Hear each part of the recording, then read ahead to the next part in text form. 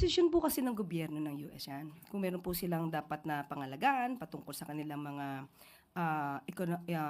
economic growth nila or sa kanilang mga ekonomiya, hindi po ito mapipigilan. Yan po ang kanilang magiging polisiya.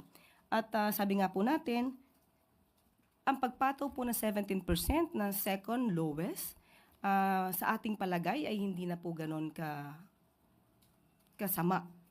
Mabuti pa rin po ito sa ating palagay. Although undeniable, it could also lead to higher costs, di po ba, yung tariff. So, may epekto din ho yun kahit paano sa ating economy. Yes. So, how are we taking this, are we even taking this positively given that it could lead to higher costs? Pwede po kasi maging positibo ito, pwedeng maging negatibo ito, lalo kapag ka po tayo nag-e-export.